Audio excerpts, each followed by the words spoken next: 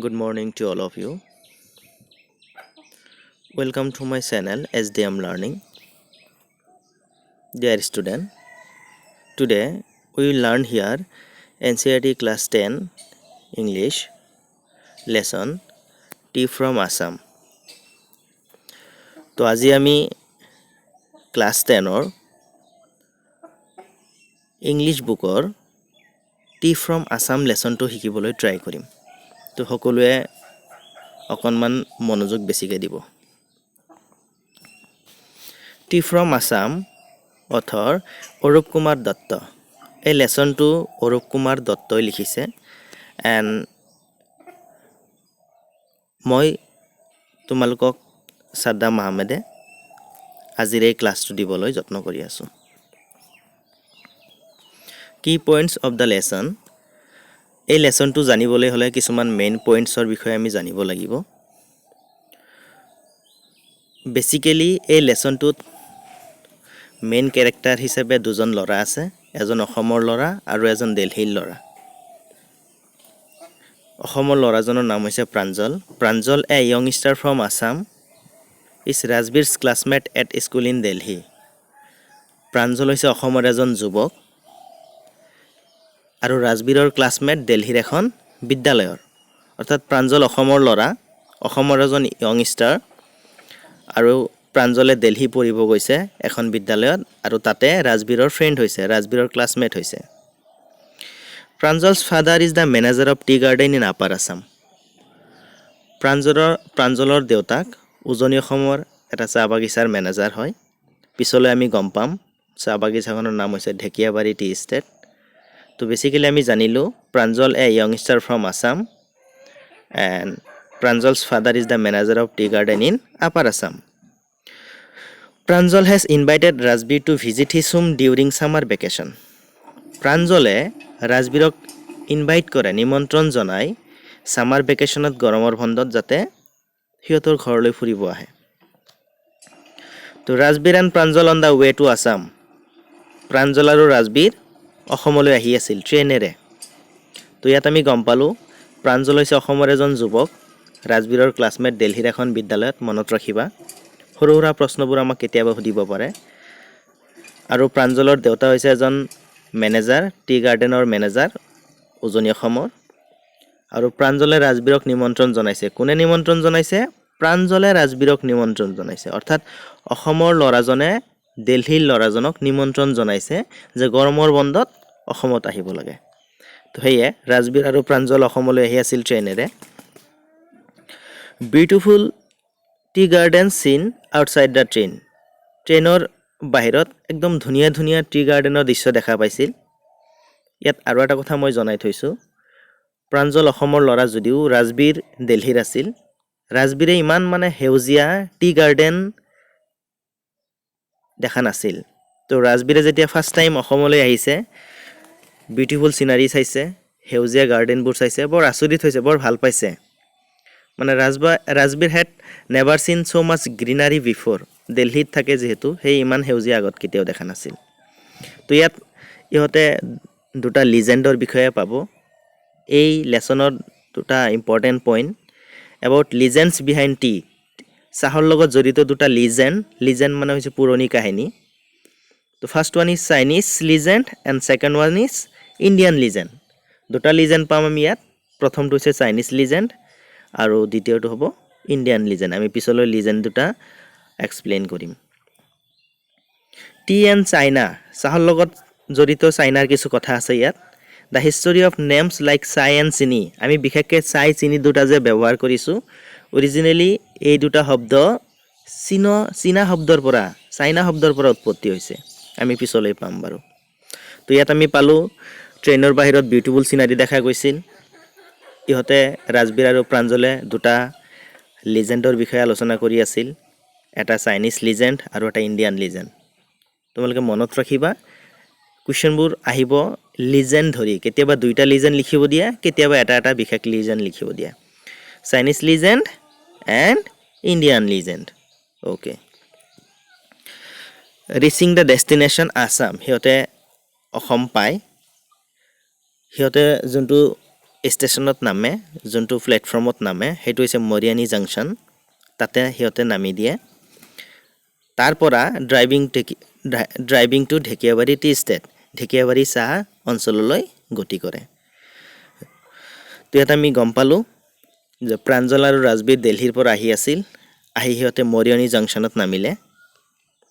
মৰিয়নি জংচনত প্ৰাঞ্জল আৰু ৰাজবীৰৰ দেউতাকে ৰৈ আছিল, প্ৰাঞ্জলৰ দেউতাকে ৰৈ আছিল, প্ৰাঞ্জলৰ পেৰেণ্টছে ৰৈ আছিল, ৰাজবীৰৰ নহয়, ৰাজবীৰ যিহেতু দিল্লীৰ ল'ৰা।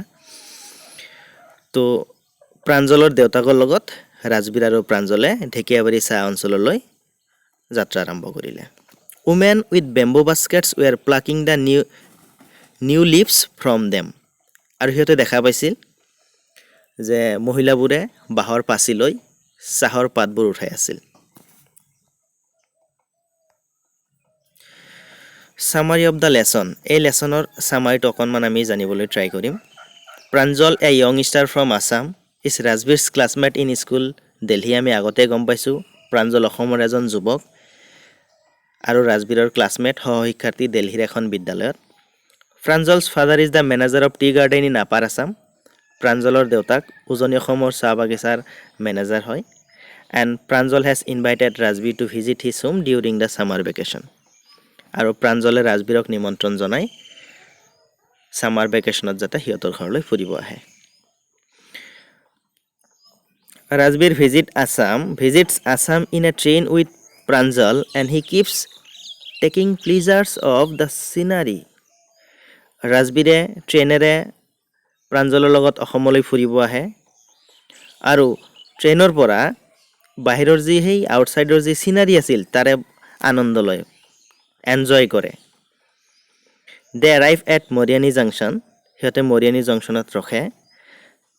And then at the garden of Pranjal's father, আৰু প্ৰাঞ্জলৰ দেউতাকৰ যি চাহ বাগিচা আছে তালৈ গতি কৰে, সেইটো আছিল Dhekiabari tea estate. Almost 8 crores cups of tea are drunk every day in the whole world. There are 2 legends related to discovery of tea. ইয়াত ৰাজবীৰ এটা বস্তু উল্লেখ কৰে যে গোটেই পৃথিৱীত প্ৰতিদিনে, ইয়াত সৰু এটা মিষ্টেক হৈছে, 8 নহয় 80 crores হ'ব লাগে, more than 80 crores, more than 80 crores, যে প্ৰতিদিনে গোটেই পৃথিৱীত 80 কোটি কাপতকৈ অধিক কাপ চাহ খোৱা হয়। There are 2 legends related to discovery of tea. চাহৰ লগত জড়িত 2টা লিজেণ্ড আছে, 2টা কাহিনী আছে। আমি আগতেও কৈছিলোঁ, এটা কাহিনী হৈছে ইণ্ডিয়ান লিজেণ্ড আৰু এটা হৈছে চাইনিজ লিজেণ্ড। তোমালোকে লিজেণ্ড 2টা জানি বৰ ভাল পাবা, বৰ ইণ্টাৰেষ্টিং।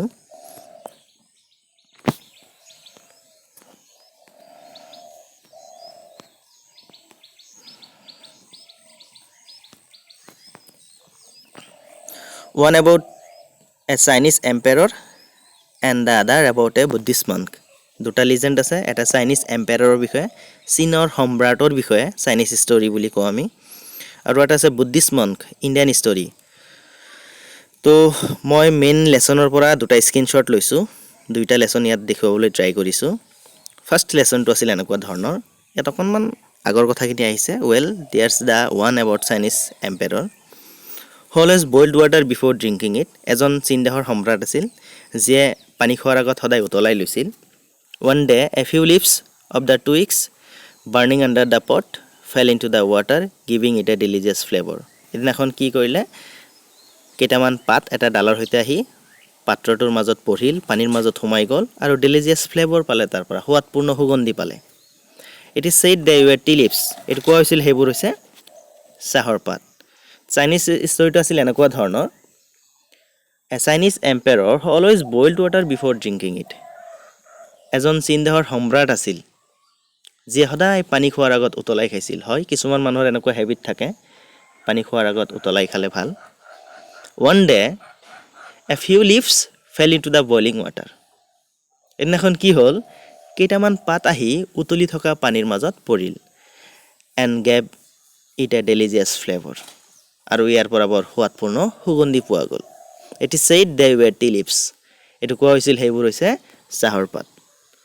তো আকৌ মই লিজেণ্ডটো কৈছোঁ যিহেতু কেইবাবাৰো পৰীক্ষাত আহিছিল যে এজন চীনদেশৰ সম্ৰাট আছিল যিয়ে পানী খোৱাৰ আগত সদায় উতলাই লৈছিল সেইদিনাখন পানী উতলাই থাকোঁতে কেইটামান পাত আহি সেই উতলি থকা পানীৰ মাজত পৰিল আৰু যথেষ্ট টেষ্ট পালে সোৱাদপূৰ্ণ পালে সুগন্ধিও ভাল পালে আৰু সেইবোৰক চাহৰ পাত বুলি কোৱা হৈছিল তো ইয়াৰ পিছত আৰু এটা ইণ্ডিয়ান ষ্টৰী আছিল যেহেতু দুটা ষ্টৰী দুটা লিজেণ্ড এটা চাইনিজ লিজেণ্ড আৰু এটা হৈছে Indian legend we have an Indian legend too আমাৰ ভাৰতীয় এটা লিজেণ্ড আছে লিজেণ্ডটো হ'ল Bodhidharma an ancient Buddhist ascetic cut off his eyelids because he fell sleepy during meditations Bodhidharma নামৰ এজন পুৰণি বুদ্ধ সাধু আছিল আৰু তেখেতে কি কৰিলে নিজৰ আইলিডছ কাটি পেলালে চেলাউৰি কাটি পেলালে because he fell sleepy during meditations যেতিয়া তেওঁ মেডিটেশ্যনত বহে যেতিয়া তেওঁ ধ্যানত বহে তেওঁৰ টোপনি অনুভৱ হয় সেয়া নিজৰ চকুৰ পতা দুটা কাটি পেলালে চেলাউৰি কাটি পেলালে 10 tea plants grew out of the eyelids সেই চকুৰ চেলাউৰিৰ পৰা 10 জোপা চাহৰ পুলিৰ জন্ম হ'ল the leaves of these plants when put in hot water and drunk vanished sleep যেতিয়া সেই গছৰ পাতবোৰ গৰম পানীত ৰাখি খোৱা হয় টোপনি ধ্বংস হৈ যায় যে নহওক বৰ আমোদজনক ষ্টৰী তো ইণ্ডিয়ান ষ্টৰীটো মই আকৌ এবাৰ এক্সপ্লেইন কৰিছোঁ ভালকৈ মনত কৰিবা বুদ্ধিধৰ্মা নামৰ এজন পুৰণি বুদ্ধ সাধু আছিল যে নেকি নিজৰ চকুৰ চেলাউৰি কাটি পেলাইছিল কাৰণ তেওঁ যেতিয়া ধ্যানত বহে তেওঁৰ টোপনি লাগে টোপনি অনুভৱ হয় হে নিজৰ চকুৰ চেলাউৰি কাটি পেলালে এই চেলাউৰি যে কাটি পেলালে য'ত পেলালে তাত 10 জোপা চাহৰ পুলিৰ জন্ম হ'ল আৰু সেই পুলিৰ পাতবোৰ যেতিয়াই গৰম পানীত দি ৰাখি খোৱা হয় আমাৰ টোপনি ধ্বংস হৈ যায় বুলি লোকবিশ্বাস এটা আছে আমি এনেও বিশ্বাস কৰোঁ চাহ খালে টোপনি ভাঙি যায় তাৰ লগত মিলাই হয়তোবা লিজেণ্ডটো ৰচনা কৰা হৈছে তো মই আকৌ লিজেণ্ডটো এক্সপ্লেইন কৰিছোঁ Bodhidharma an ancient Buddhist ascetic who cut off his eyelids because he felt sleepy during meditations Bodhidharma নামৰ এজন পুৰণি বুদ্ধ সাধু আছিল যিয়ে নিজৰ চকুৰ চেলাউৰি কাটি পেলাইছিল কাৰণ তেওঁ যেতিয়া ধ্যানত বহিছিল তেওঁৰ টোপনি অনুভৱ হৈছিল 10 tea plants grew out of the eyelids সেই চকুৰ চেলাউৰিৰ পৰা 10 জোপা চাহৰ পুলিৰ জন্ম হ'ল when the leaves of these plants kept in hot water and drunk vanish our sleep যেতিয়া এই গছৰ পাতবোৰ গৰম পানীত ৰাখি খোৱা হয় তেতিয়া টোপনিবোৰ ধ্বংস হৈ যায় তো ভালকৈ মনত ৰাখিবা ষ্টৰী দুটা আমাক কেইবাবাৰো সুধিছিল চাহৰ লগত ৰিলেটেড লিজেণ্ডবোৰ এক্সপ্লেইন কৰিব লাগে দুইটা লিজেণ্ড কেতিয়াবা সুধে 3 নম্বৰৰ প্ৰশ্ন আহে তো নেক্সট ৰাজবীৰ এডেড মোৰ ৰাজবীৰ আৰু কিছু কথা সংযোগ কৰিছিল চাহৰ লগত জড়িত চাবা গোটেই কথাখিনি কাৰ মুখেৰে আমি পাই আছোঁ ৰাজবীৰৰ মুখেৰে পাই আছোঁ even Pranjal A boy from Assam Pranjal আছিল অসমৰ ল'ৰা কিন্তু লিজেণ্ড দুটো আমি পালোঁ ৰাজবীৰৰ মুখৰ পৰা আৰু ৰাজবীৰে নতুন কিছুমান কথা সংযোজন কৰিছে অৰ্থাৎ ৰাজবীৰে অসমত অহাৰ আগতে অসমৰ বিষয়ে যথেষ্ট হোমৱৰ্ক কৰিছে tea was first drunk in China as far back as 2700 BC চাহ প্ৰথমে চাইনাত খোৱা হৈছিল মাইণ্ড ইট চাহ প্ৰথমে চাইনাত খোৱা হৈছিল 2700 BC মানে বিফৰ দ্য যীশু খ্ৰাইষ্ট ৱাজ বৰ্ণ যীশুখ্ৰীষ্টৰ জন্মৰ 2700 বছৰ আগত চাহ প্ৰথমে চাইনাত খোৱা হৈছিল আমাক সুধিব পাৰে চাহ প্ৰথমে ক'ত খোৱা হৈছিল where tea was first drunk চাহ প্ৰথমে চাইনাত খোৱা হৈছিল and it is 2700 BC ৰ কথা চাহ and চিনি oats have their origin in China actually চাহ and চিনি এই দুটা শব্দ originated from Chinese word Chinese শব্দৰ পৰা উৎপত্তি হৈছে Tea came to Europe only in the 16th century and was drunk more as medicine than as beverage.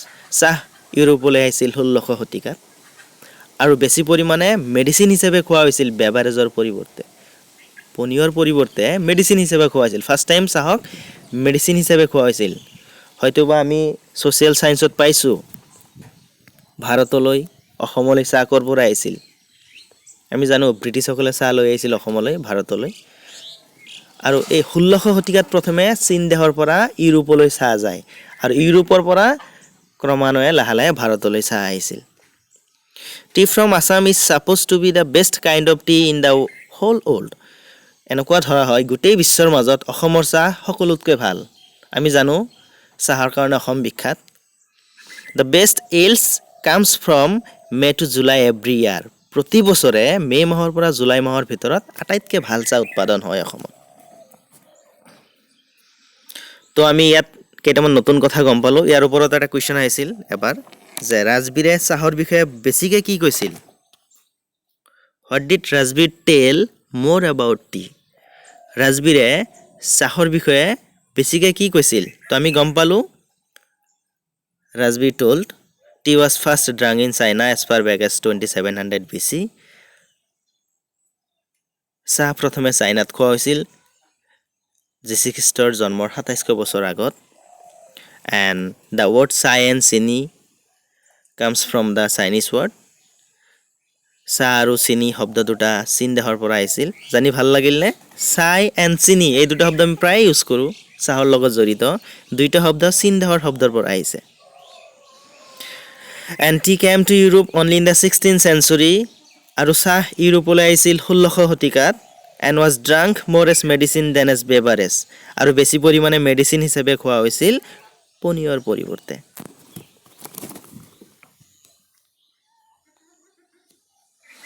Revision in Assamese লেচনটো আকৌ এবাৰ অসমীয়াত এক্সপ্লেইন কৰিব বিচাৰিছোঁ।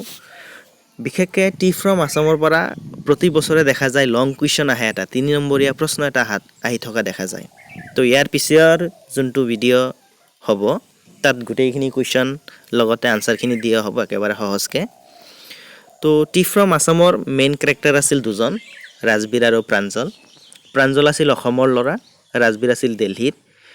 দিল্লীৰ এখন বিদ্যালয়ত প্ৰাঞ্জল পঢ়িব গৈছিল, তাতে ৰাজবীৰৰ লগত ফ্ৰেণ্ড হৈছিল, ক্লাছমেট আছিল সিহঁত দুয়ো। তো প্ৰাঞ্জলে ৰাজবীৰক নিমন্ত্ৰণ জনাইছিল ছামাৰ ভেকেশ্যনত গৰমৰ বন্ধত সিহঁতৰ ঘৰত ফুৰিবলৈ। তো সিহঁতে ট্ৰেইনেৰে আহি আছিল। আহি থাকোঁতে অকণমান মই স্কিপ কৰিছোঁ। আহি থাকোঁতে সিহঁতে ট্ৰেইনত চাহ খাইছিল।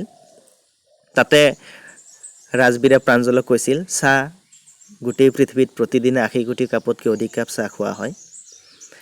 তেনেতে ৰাজবীৰে বাহিৰৰ দৃশ্যবোৰ চাইছিল।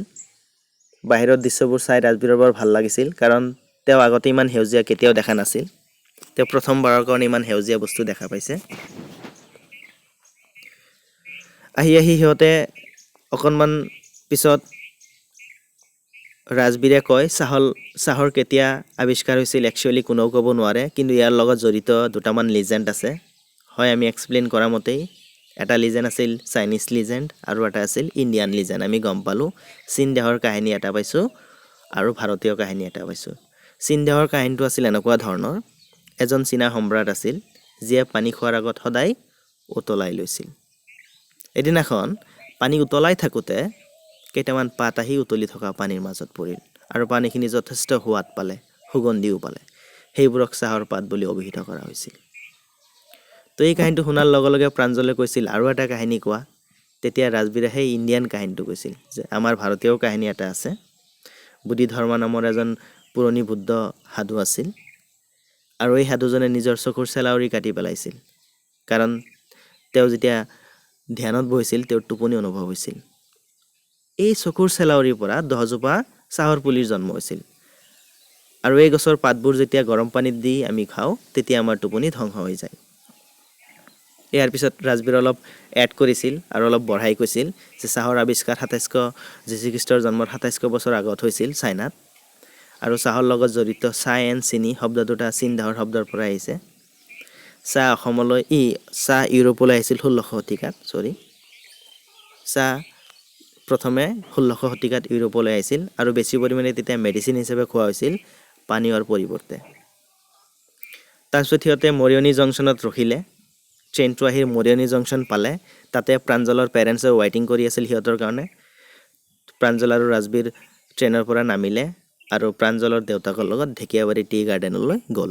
আমাক এটা কুৱেশ্যন আহে, ঢেকীয়াবাৰী টি গাৰ্ডেনৰ এক্সপ্লেনেশ্যন লাগে। আমি বাৰু কুৱেশ্যনত আলোচনা কৰিম। ঢেকীয়াবাৰী চাহ বাগিচাৰ এক্সপ্লেনেশ্যন লাগে। Give a description of Dhekiabari tea garden as seen by Rajbir, এনেকৈ আহে কুৱেশ্যনটো। ৰাজবীৰে চোৱা মতে ঢেকীয়াবাৰী চাহ বাগিচাৰ বৰ্ণনা লাগে। তো আমি পাম একেবাৰে ধুনীয়া চাহ বাগিচা এটা আছিল ঢেকীয়াবাৰী চাহ বাগিচা। চেণ্ট গ্ৰেভেল ৰোড আছিল, দুই কাষে ধুনীয়াকৈ চাহৰ গছবোৰ সমানকৈ কাটি দিয়া হৈছিল। আৰু a groups of tea pluckers wearing bamboo basket on their backs এডল চাউথ হোৱা কৰ্মীৰ দলে বাঁহৰ পাচি সিহঁতৰ পিঠিত লৈ wearing plastic aprons প্লাষ্টিকৰ কাপোৰ পিন্ধি were plucking the newly sprouted tea leaves আৰু নতুনকৈ ওলোৱা কুঁহিপাতবোৰ ছিঙিছিল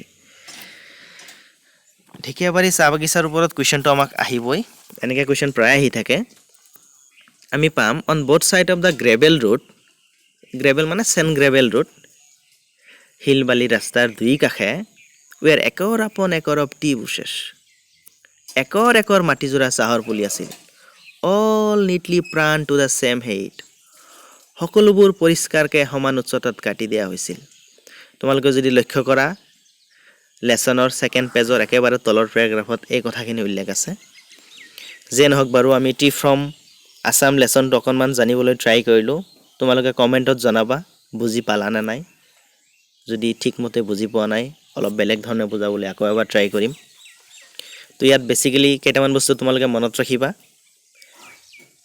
প্ৰাঞ্জল হৈছে অসমৰ ল'ৰা ৰাজবীৰ দিল্লীৰ ল'ৰা দুইজনে দিল্লীত এখন বিদ্যালয়ত পঢ়িছিল আৰু প্ৰাঞ্জলে ৰাজবীৰক নিমন্ত্ৰণ জনাইছিল গৰমৰ বন্ধত সিহঁতৰ ঘৰত ফুৰিব আহিবলৈ সেই নিমন্ত্ৰণ ৰক্ষা কৰি ৰাজবীৰে প্ৰাঞ্জলৰ ঘৰলৈ আহি আছিল ট্ৰেইনেৰে কাহিনীটো ট্ৰেইনত আমি লেছনটো পঢ়িলে আমি এনেকৈ গম পাম চাই গৰম গৰম চাই এনেকৈ লেছনটো ষ্টাৰ্ট হৈছে ট্ৰেইনৰ কাহিনী যে নহওক বাৰু তাৰপিছত তোমালোকে মনত ৰাখিবা চাহৰ লগত জড়িত লিজেণ্ড দুটা কি লিজেণ্ড আছিল চাহৰ লগত জড়িত আমি গম পাইছোঁ এটা আছিল চাইনিজ লিজেণ্ড আৰু এটা আছিল ইণ্ডিয়ান লিজেণ্ড তাৰপিছত তোমালোকে মনত ৰাখিব লাগিব বেছিকৈ ৰাজবীৰে চাহৰ বিষয়ে বেছিকৈ বঢ়াই কি কৈছিল হোৱাট ডিড ৰাজবীৰ টেল মোৰ এবাউট টি চাহৰ বিষয়ে কি বেছিকৈ কৈছিল আমি গম পাইছোঁ সেই চাহ যে চাইনাত আৱিষ্কাৰ হৈছিল সেই কথাখিনি কৈছিল ৰাজবীৰে বঢ়াই তাৰপিছত তোমালোকে বেছিকৈ মনত ৰাখিব লাগিব ঢেকীয়াবাৰী টি গাৰ্ডেনৰ ডেছক্ৰিপশ্যন মই আকৌ এবাৰ কৈছোঁ ঢেকীয়াবাৰী চাহ বাগিচাটো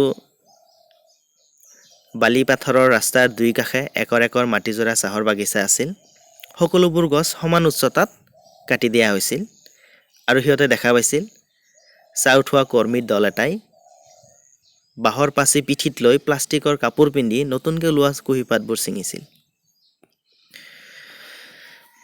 questions answer will be given in the next class next video' আৰু এটা বনাম ট্ৰিপ ফ্ৰম আছামৰ ওপৰত এই ভিডিঅ'টোত যদি তোমালোকৰ কিবা জানিবলগীয়া থাকি যায় কিবা যদি ক'বলগীয়া থাকি যায় কমেণ্টত জনাবা ইয়াৰ পিছৰ ভিডিঅ'ত সেইখিনি সমাধান কৰিবলৈ চেষ্টা কৰিম তো ইয়াৰ পিছৰ ভিডিঅ'বোৰ জানিবলৈ হ'লে তোমালোকে এটা কাম কৰিব লাগিব এই চেনেলটো অকণমান ছাবস্ক্ৰাইব কৰি থ'ব লাগিব যাতে পিছৰ নতুন নতুন ক্লাছবোৰ তোমালোকে পাব পাৰা তো তোমালোকে চেনেলটো ছাবস্ক্ৰাইব কৰিবা ধন্যবাদ